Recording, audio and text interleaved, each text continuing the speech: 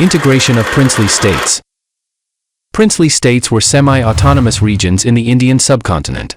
Those rulers maintained internal sovereignty but accepted British supremacy. Out of 562 princely states, 14 joined with Pakistan, and the remaining joined with India.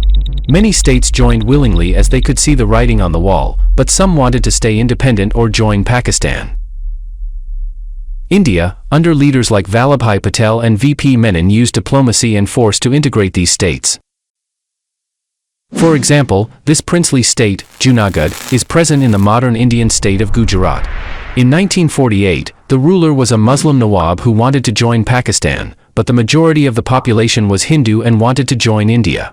The Indian government held a plebiscite, and the majority of the Junagadh population voted to join India. The Nawab was exiled to Pakistan and he never came back to India again in his life. Another one of the princely states that resisted India's annexation was Hyderabad. It was one of the largest and richest vassal states under the British Raj, and it got the status of 21 guns fired as a salute in the form of respect. The ruler of Nizam was Muslim, and he wanted to remain independent. If it was not possible, at least he wanted to join Pakistan, but most of its population was Hindu. The Indian government used Hyderabad's public opinion as a pretext to launch Operation Polo to annex the state of Hyderabad with India.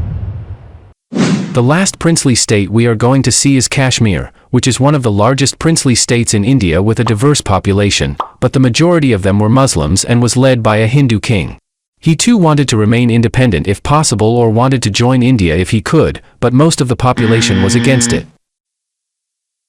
At that time, tribal militias from Pakistan invaded Kashmir because they wanted Kashmir to join Pakistan. This forced the king to sign the agreement to annex Kashmir with India, and this led to the First Indo-Pak War. Before moving forward, I wanted to state my opinion that India was wrong here, at least in annexing Kashmir. Because even with their excuse for capturing the other two princely states, the majority of the population wanted to join with India. But not so with Kashmir. The Indian government cited Pakistan's invasion as an excuse to annex Kashmir, even though India was also not against using the military to annex the territory, as we had seen in the case of Hyderabad. And because of this, even after more than 70 years, Kashmir remains an unresolved issue between Pakistan and India. But this is not a morality class, we are just looking into the history of the subcontinent as an impartial bystander. Let's take up where we left off, that is, the Indo-Pakistan War.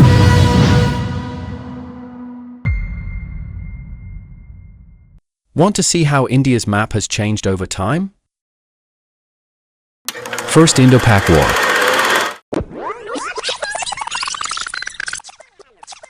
Click the card to watch the next episode. And if you're enjoying this series, don't forget to like, share, and subscribe. It really helps the channel.